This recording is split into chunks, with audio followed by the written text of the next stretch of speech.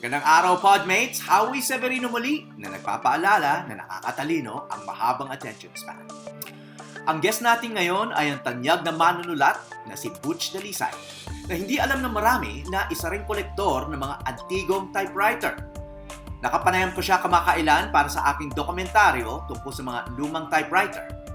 Tinalakay namin kung bakit ito pinapahalagahan at ginagamit pa rin sa panahon ng computers. Ito na ang halos buong conversation namin. So, bakit kayo nangongolekta ng typewriter? Kasi siyempre, unang-una, manunulat ako. Lumaki ako na gumagamit ng makinilya. From the earliest age, maalala ko, interesado na akong magsulat sa makinilya. Kasi yung father ko medyo nagsusulat din, although hindi fiction. Kaya may makinilya kami sa bahay noon. At habang lumalaki ako, ginagamit ko talaga sa pagsusulat yun. My first book, most if not all of it, was done on a typewriter. So inabot ko pa talaga yung panahon na of course, before computers, wala ka namang choice kundi gumamit ng makinilya. Sa opisina, opisina at bahay, makinilya ginagamit ko. Siyempre sa opisina, electric yon. Pero sa bahay, may sarili akong manual typewriter.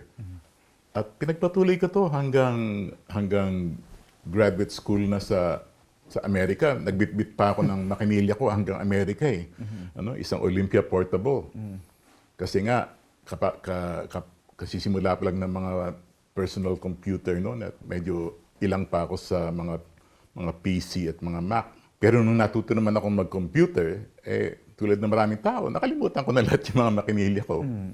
Hanggang recently na lang, ngayong tumanda na ako, dahil may mga ilang kaibigan ako na medyo nangongolekta din ng makinilya, na-intriga ako at binalikan ko at na-discover ko na, oo nga pala, parang may romansa yung pagmakinilya eh. Meron siyang kakaibang karanasan na binibigay sa'yo na iba doon sa paggamit ng computer. Unang-una, sasabihin nga maraming nagmamakinilya, wala kang distraction. Hindi ka pwede mag-surf o mag-Google. Halimbawa, may sinusulat ka at may kailangan kang pag-isipan, hindi ka pwedeng tumakbo sa Google para maghanap ng sagot. Talagang pag-iisipan mo yon sa harap ng makinilya. And that does something to your thought process. In a sense, much more intimate thing. You're not connected to anything. You're disconnected from the world. Gusto ko tang tanungin tungkol sa nabanggit mo about yung writing process, gamit ang makinilya. Kasi baka hindi masyadong ma-imagine yun ng kasulukuyang henerasyon na lumaki na sa computers. Di ba? Pag mulat nila, computers kaagad ang ginagamit or mobile, no? Right. Kasi yung paraan ng pagsusulat ngayon ay madaling mag-delete. Yes. Pwede mong madaling magbaguhin. Yes. We take all of that for granted. Copy-paste. Yes. Moving text around. Right. It's second nature to all of us now, no? Right. Pero yung makinilya, sa writing process, no, especially creative writing, you're not copying from handwritten notes lang, no? So, from your mind, nagtatype ka, paano nagre-revise? Ano yung equivalent ng copy-paste? Halimbawa, anong ginagawa ng manunulat pag makinilya ang ginagamit sa creative process? Ayan ang madugo sa pagsusulat na gamit mo makinilya, lalo na kung creative writing, which really involves a lot of revision. Talagang gagawa ka ng maraming drafts. Paulit-ulit mong itatype at babalikan at babaguhin yung ginagawa mo. Hindi naman kasi mangyayari na isang pasada lang, perfect na. Babalikan mo rin yung kinabukasan, mag-cross out ka ng ganito, sabihin mo, ilipat ka natin itong paragraph na ito doon. Unfortunately, hindi mo pwedeng gawin yan automatically. Kailangan talagang physically, uulitin mo yung proseso. Kaya nga madugo at kaya nga ang pinakamalaking pagkakaiba siguro kung nagta-type ka, medyo mas deliberate ka eh. Kasi bago mo pindutin yung makinilya, pag-iisipan mo muna yung sasabihin mo ng maigi. Hindi gaya sa computer na halos instantaneous yan. Kung anong maisip mo, sige, babaling natin dyan, saka na natin ayusin. So there's a lot more deliberation in typing on a typewriter. Of course, you can still revise, but you know that will be a very painful process. Excuse me, but speaking of which, kasi nga, may pros and cons yan, ano? Yes. Of course, you know the value naman of this free flow of ideas Yes. na pwede mong gawin Yes. sa computer dahil wala ngang masyadong consequence kung magbago isip mo, no? Yes. As opposed to itong kailangan talaga mas tiyak ka doon sa gusto mong sabihin bago mo i-commit sa papel kasi ang hirap nang ang baguhin. Ay disadvantage talaga. So, kung disadvantage nga, bakit pipiliin ng isang manunulat na gumamit ng makinilya? I mean, even before computers, no? Yes. Kung pwede mo naman isulat ng kamay. Kasi yung unang-una, yung makinilya, I mean, the typewriter standardized penmanship in a way. Ano? I mean, mababasa ng lahat. Yung sulat kamay natin, minsan, parang kahig ng manok, kaya hindi mabasa. Kahit sarili mong sulat, minsan. Kahit sarili mong sulat. Sulat ng mga doktor, paano babasahin yan? Okay. Dapat minamakinilya nga yan. Kasi nagtrabaho din ako na periodista before martial law. Kaya lahat kami, pagka alas 2 ng hapon, makikita mo sa newsroom, ang ingay niya, puro makinilya na tumataktak doon. And it, of course, it saves the desk a lot of the time if they can read what they're editing. So na-standardize yung pagsusulat. And again, I feel that there's a certain discipline of mind to it na iniisip mo muna anong magiging next sentence ko. Tapos saka mo ngayon iano. But I totally agree with you that writing with a computer has many more advantages, which is why, just to be clear, for many decades now, lahat ng pagsusulat ko nasa MacBook Air ko. Ano? And I can't dream of going back to a typewriter to do my fiction or my columns because it's just not efficient. And ang malaking advantage talaga ng computer ay revision, which is essential to good writing. Kasi nga madali yung mag-revise sa computer, magaan sa loob mo na mag-isip ng iba pang mga mas magandang paraan para sabihin ito. There's no question for me that the computer is the better writing machine. Ang pagsusulat ko ngayon sa computer, kung nagsusulat man ako, ay para sa mga note cards na lamang. Kung gusto kong masubukan lang yung mga iba-ibang tipo ng makinilya. But even for handwriting, I don't do much of that anymore, even if I collect vintage fountain pens. I mean, if you're a professional writer, there's the romantic side of you, the analog side of you, and then there's a digital side of you that has to take over when it comes down to serious work. But of course, tatanungin natin sarili natin, paano yung mga nobelista noon, sina Hemingway, sina Faulkner, sina ganyan, nakapag-produce sila ng napakagandang trabaho na makinilya ginagamit. Kani-kanyang panahon yan Hindi naman natin nasasabing dahil nagkaroon ng computer, mas gaganda yung mga nobela. Hindi rin, not necessarily so. Kaya siguro, ang kinauwian niyan, wala sa gamit yan. Talaga, kundi dun sa sariling talino ng tao. At saka para-paraan, no? Kasi yung dati, bago may computer, yung mga gumagamit ng makinilya, nakita ko minsan, yung pagre-revise nila, ginugupit nila. Oo. Yung text na gawa sa makinilya, tapos nire-rearrange yung sequences ng mga sentence. No? Oo. Kanya-kanyang gimmick yan. Ang hirap niya kasi, ikaw noon, kung gumamit ka ng makinilya para gumawa ng thesis mo, tapos, tapos nagkamali ka sa bandang dulo, sa bandang dulo ng pahina, malaking pagkakamali na kailangan ulitin mo pa yung buong, gagawin mo ba yon? Maraming tao, hindi na. Sabihin nila, pwede na yan. Nakakapagod at nakakatamad ulitin eh. Kaya yung mentalidad na, sige na nga, hindi maganda yon para sa pagsusulat. It was just the sheer labor of typing. Hindi ka lang nagtatype, gumagawa ka pa ng 5 carbon copy. Na kailangan bumaon. Ang hirap niyan minsan, bumabaon yung letra, nabubutas yung papel, o kaya pag nagbubura ka ng letra, mabubutas din yung papel at hanggang doon sa carbon. Sa totoo lang, madaming sabit yung paggamit ng makinilya na kailangan pagtiyagaan mo. Okay, yung motive mo for collecting, sabi mo nga kasi manunulat ka, no? However, marami naman manunulat na kasing tanyag mo na hindi naman nangongolekta ng makinilya, no? So, is there another pleasure aside from knowing that previous writers wrote on these typewriters? What pleasure do you get from having a century-old typewriter? It's just the sheer delight of working or using something that has been there for 100 years and making it work again. It's preserving things. It's saving things. So, ibig sabihin yung typewriters mo gumagana pa? Halos lahat yan gumagana pa. So, why is it important na gumagana pa? I mean, most of your typewriters siguro nasa storage o naka-display lang. Yan ang parang mission ko sa buhay na pangalagaan itong mga to para isusunod na henerasyon ay makita din nila ito at maalala nila kung ano yung naunang teknolohiya sa kanila.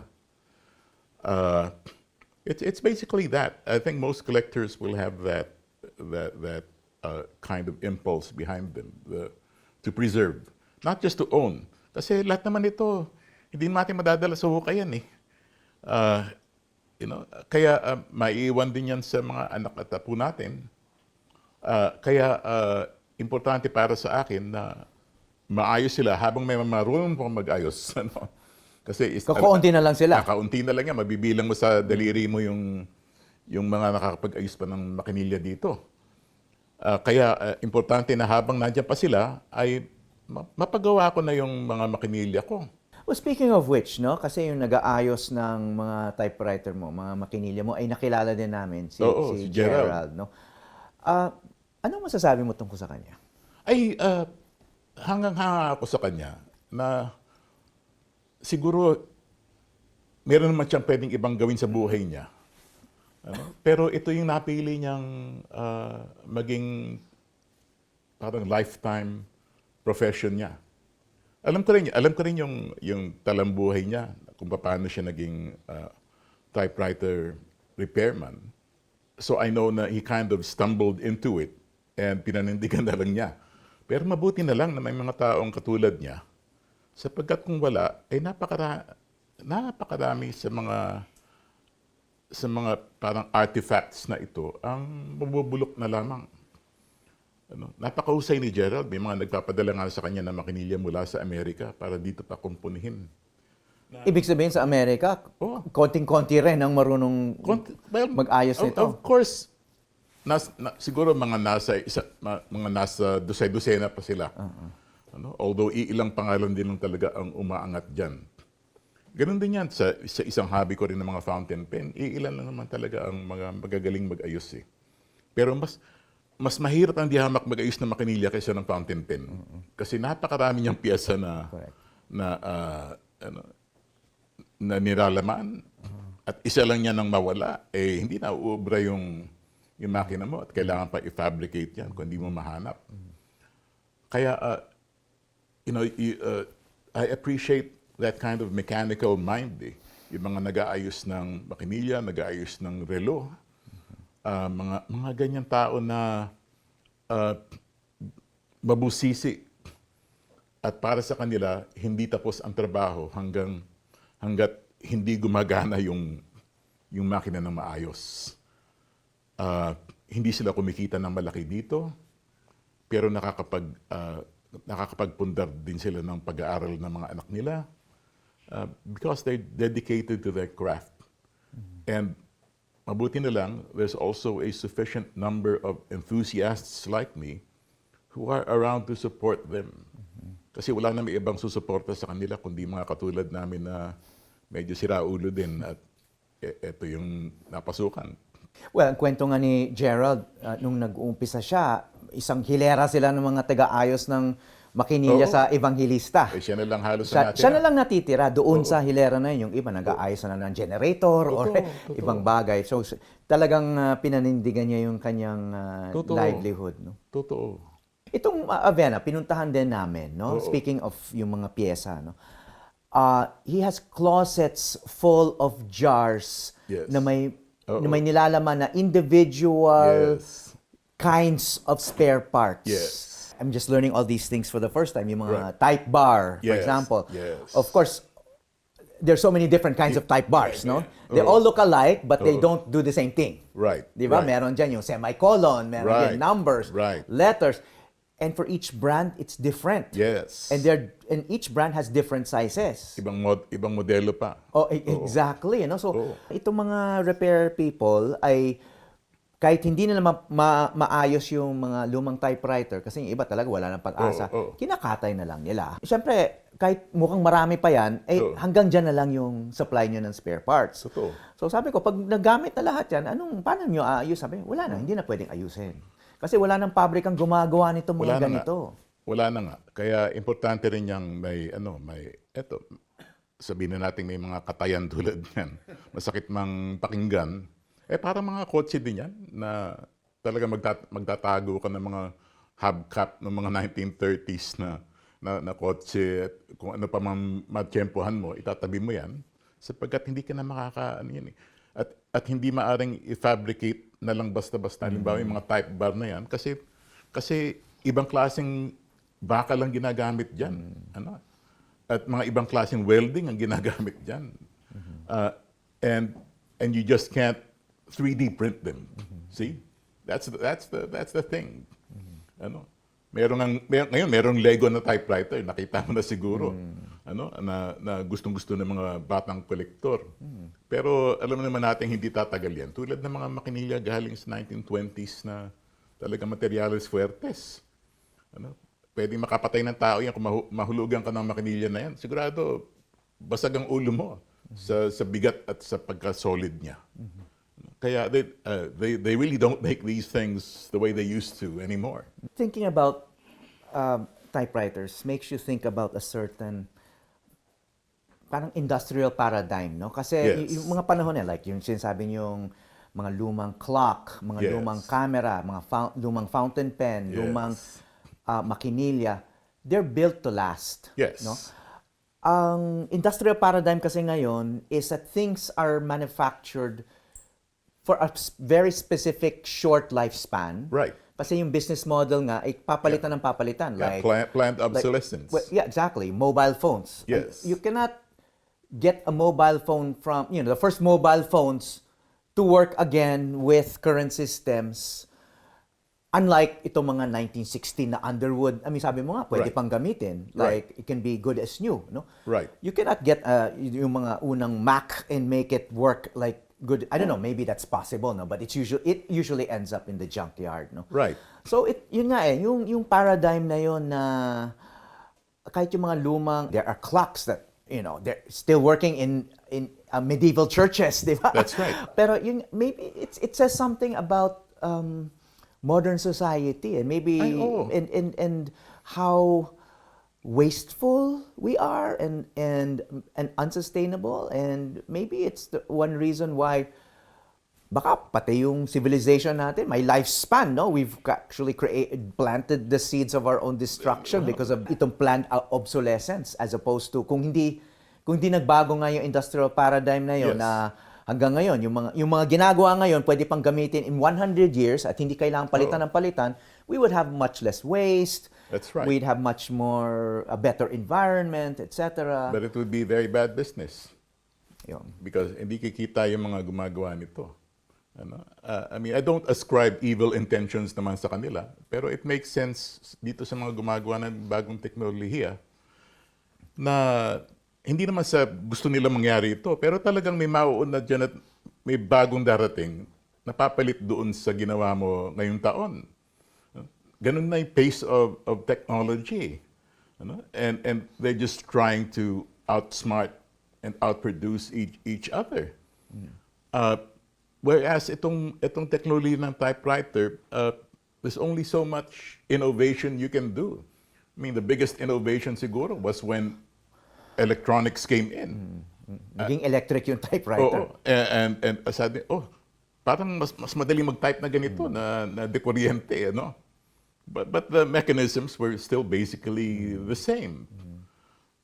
So siguro nandun tayo sa stage na yan ngayon between so gasoline-powered cars and EVs. Totoo yung sinasabi mo na, I mean, things were built to last before because our mindset, I think, was conditioned to think in terms of personal economy and yung just the endurance was a virtue.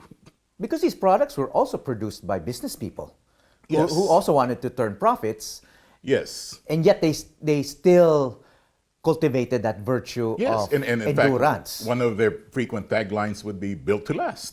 Di ba? At hindi sila nahihiya doon na, kahit 10 taon mo gamitin tong refrigerator na to, hindi masisira yan. Hindi tulad nyo na isang taon lang yung mobile, kailangan na minsan palitan. Oo, kahit nga hindi kailangan palitan, papalitan mo. Kasi nga may bagong feature. Mahuhuli ka sa uso. Nagbago na talaga yung lipunan at yung pag-iisip ng tao in this consumerist society which values the new. Talagang kaming mga nangunguliktan mga lumang bagay, not that we don't indulge in that too. Pero at least gusto naming ma-preserve yung mga pruweba ng isang panahon na naglaho na ang gusto ng tao ay isang bagay na matibay at magtatagal. Okay, I want to ask you now about yung nagiging output naman itong mga typewriter na to. Kasi yung isang napansin naming nasa collection nyo ay itong mga liham ng, masasabi pa rin nating pangliligaw ng isang nakapreso doon sa asawa niya. Ay, oo. Kaya medyo nakakaantig ng puso dahil mukhang matagal na silang kasal, mag-asawa, pero nahiwalay. Pero kita mo yung lalim ng pagmamahal niya sa kanyang asawa, no? Itong si Magtanggol Asa. Ano yung kwento po ng liham na yan? Si Magtanggol Asa, ayan ang parang pen name ni Aurelio S. Aldero. Isa siyang kilalang manunulat, lalo na bagong panahon ng Hapon. Subalit,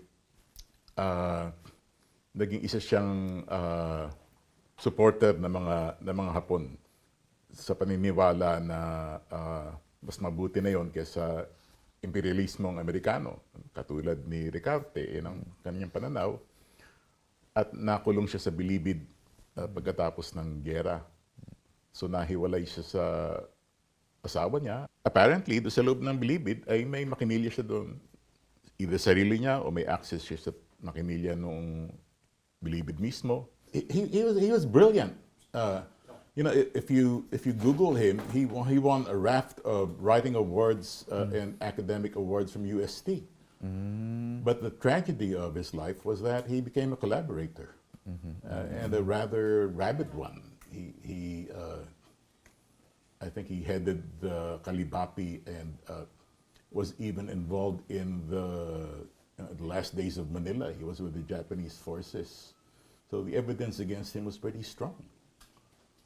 And that's why they jailed him after. One of the love letters na pwede nating i-memorialize on camera.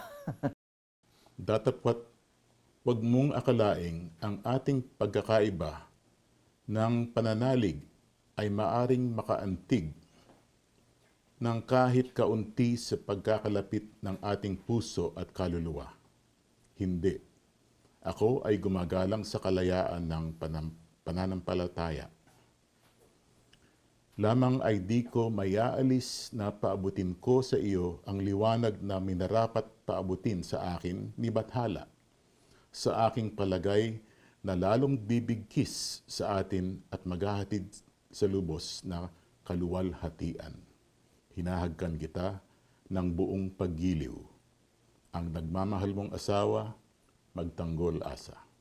At nagpapadala siya ng mga regular na liham sa kanyang asawa na nagkukwento ng lungkot ng buhay sa loob at nangungumusta, nagpapadala ng payo. At natiyempohan ko to sapagkat kolektor din ako ng mga lumang libro at mga dokumento. Nagkataon lang na dumaan sa akin ito. Pero doon mo talaga makikita yung gamit noon ng makinilya bilang tagagawa ng mga liham. Sa negosyo man o sa personal na buhay. Kahit ako noon, inaabot ko pa nung nililigawan ko yung misis ko. Nagmamakinilya pa ako at nagsusulat ng kamay. At ang kagandahan yan ay marami dito sa mga sulat na ganyan, katulad nung kay Magtanggol Asa, ay nag-survive pa, nakatago pa. Di tulad ng mga text na pinapadala natin ngayon sa mga mahal natin sa buhay, na siguro after 1 year, made-delete na yan. Kung hindi man dinelete agad. Wala tayong record eh. Pero astonishingly, many written artifacts have survived. Against all odds, kasi nga, they're on paper na madaling masira. But when you think about it, at least yung papel, nakikita mo at nahawakan mo. Yung digital media, talagang bula. Parang bula sa hangin yan, na maglalaho na lang basta. Literally, may panghahawakan ka sa papel. Whether sulat kamayan o makinilyado. At wag lang mabaha, wag lang masunog, wag lang itapon, ay mananatili yan na pruweba ng iyong pagmamahal. So I guess yung best practice is meron kang yung physical na specimen na yon, pero may digital copy ka rin. Kasi maraming nawawalan din ng mga sulat, mga physical objects dahil sa baha. Yun, lalo na nag-ondoy. Ang dami ko nang alam na kwento na photo album nila naglaho. Sinabi mo. O kaya inanay. Ganyan. Ang dami rin danger doon Isa sa pa yan. analog. Totoo yan. Yan ang kagandahan ng digital ngayon. So maraming mga tao, katulad ko, baka katulad mo rin, nagdi-digitize na ng mga lumang litrato natin. Noong panahon na Instamatic pa lang mga ginagamit, mga ganyan. Yung mga litrato natin ng mga magulang at mga ninuno natin ay dinigitize na natin. Hindi lang pine-preserve, ini-enhance pa ng AI, Kaya nawawala yung mga butlig-butlig sa litrato. And ganun din naman sa mga manuskrito. Importanteng ma-digitize din sila. Kaya, but the important thing is, nandiyan pa rin yung i-digitize mo. And preserve in hopefully a medium that will last forever in the cloud somewhere. So balikan ko lang to si Magtanggol Asa, kasi isang napansin ko doon sa kanyang liham, kasi nakita nga namin doon sa iyong post.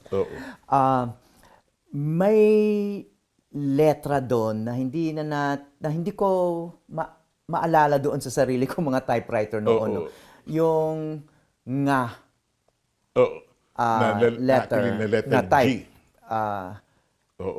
Ngayon, pero letter G na may tilde sa taas. Yes, Yung parang wave na ganyan. May typewriters pala na may ganun type. Doon din ako nagulat kasi wala pa ako nakikita. Hanggang ngayon, hinahanap ko yung makinilya na yun. So bihira yung ginawa ni Magtanggol Asa na may ganung type. Well, bihira sa atin ngayon, pero nung panahon niya, subsequently nakita ko rin sa mga ibang manuskrito, sa mga ibang manunulat. It was quite common noon. Kasi yung sinasabi natin nga ngayon, ang kumakatawan dyan ay itong G nga na may ganyan sa taas. Talagang ginagamit. It had its own type. Yes. You didn't spell it G. No, there was a time. Yung sabi mong bayang malaya, ang basa niyan bayag, malaya, Yeah. na may ganun sa taas yung Oo, G. oo. This type was developed for Filipino language? Apparently, somebody took the trouble to, to mold this particular And type mukhang bar. mass-produced pa. Yes. It wasn't customized for this guy. Baka may demand talaga para dyan. Kaya nga naniniwala ako na kung bagtyaga ako, may mahahanap pa rin akong makinilya na may ganyan. That's my holy grail now in terms of typewriters. Kasi nakwento ko nga sa iba na sa ngayon, ang sabi sa akin, ang isang wika na lang sa buong mundo na nagtataglay ng ganyang karakter ay yung wika na tinatawag nilang Guarani na sa isang lugar sa South America. Mabuti kung may mga makinilya yung mga Guarani at kukunin ko na lang doon. Kaya nga lang, wala na akong mahanap talaga. What's curious is, sa dami ng mga typewriters mo at sa mga typewriters na nakita namin, wala pang ganon. Kasi karamihan naman ng mga typewriter ko, nagagaling sa labas ng Pilipinas. Okay. Nanggagaling sa eBay yan. But I presume yung mga typewriters na yan, they're somewhere in the Philippines pa. Yes. But who else would use it, right? Kasi meron pa akong mga typewriters na mga 1930s na dito sa Pilipinas binenta kasi nandun pa yung decal noong office supply company na nagbebenta. So alam ko for the Philippine market 'yon. Pero wala na siya nung ganyang letra. So I'm guessing na around the 1930s hindi na siya ginagamit. Although yung mga sulat ni Magtanggol Asa ay 1950s na 'yan. Oo nga. Kaya nag-survive pa yung yung makinilya na yan. It's a little mystery, but an interesting one. Finally, I want to ask you about this young owner of an antique Underwood, 1916, yung isang inaayos ni Gerald, no? Oo. So, hindi ka pa nakikilala tong may-ari, no? Yung batang may-ari, 24 years old. Pero tinanong ko si Gerald, bakit kaya isang 24-year-old ay magkakaroon ng ganito? Bagong bili. Oo. So, pinaayos sa kanya, pinagastusan. Ewan ko kung mayaman itong batang ito at kinukonsinti ng magulang. Pero, of all the things a 24-year-old can spend on, you can go watch Coldplay for probably the same amount. Right. But pinagastusan niya to. Ang tinanong ko si Gerald, ano kaya ang motibo niya? Bakit siya nag-i-invest sa makinilyang ganito? Ang sagot sa akin ni Gerald, ang sinabi sa akin, gusto niya maging manunulat at baka siya ma-inspire kung ito yung gamit niya. Posible. Okay. Tanong ko sa inyo, sir, dahil kayo ay veteranong manunulat, may pag-asa ba siyang maging mahusay na manunulat dahil lang sa makinilya na yan? Or how will it enhance his prospects as a writer? Or is this kind of parang pie in the sky lang na he-convinced himself na writing prowess can come from a machine? Well, maybe not the prowess, but the inspiration, which is just as important. Obviously, my mga romantic ideas yung bata about writing, na hindi ko naman pahihindian kasi importante yan na whatever drives you to write, it's basically a good thing. We all have tricks to lead us to the keyboard. Some of us need quiet music. Some of us need strong coffee. And for this guy, he needs an old machine, which challenges him to produce something new. And it's probably the novelty of that experience that will make him think of many more possibilities for what he can come up with, other than writing on the usual computer keyboard. In other words, masasabi natin gimmick lang yan, pero kung uubra ba para sa kanya, edi mabuti. In the very least, nagkaroon siya ng connection sa nakaraan, which is important to any writer. It's because ang bawat sinusulat natin, I think, is really a conversation with the past. It's a conversation with yung mga writers na nauna sa'yo, mga mambabasa na nauna sa'yo. Ano? Sa kanila ka rin sumusulat eh. Sinasabi mo sa kanila, oo nga, yan ang sinabi ninyo, pero ito naman yung sa akin. Ano? Kaya kung naiisip niya na yung makinilya mismo ang makakapagtulak sa kanya para magbigkas ng mga ganyang pananalita, edi mabuti para sa kanya. In the very least, meron siya magandang makinilya ngayon na kung pagsawaan niya, at alam naman natin, mga bata ngayon ay mabilis magsawa sa mga laruan, kung pagsawaan niyan, merong bibili lagi niyan. You'd be surprised. Especially kasi meron tayong collecting community. They're very desirable. And something like his machine, an early 1900s na Underwood, will find a market quite easily. So it's a good investment. That's what it comes down to. But really less monetarily than psychically, to feeling that special connection.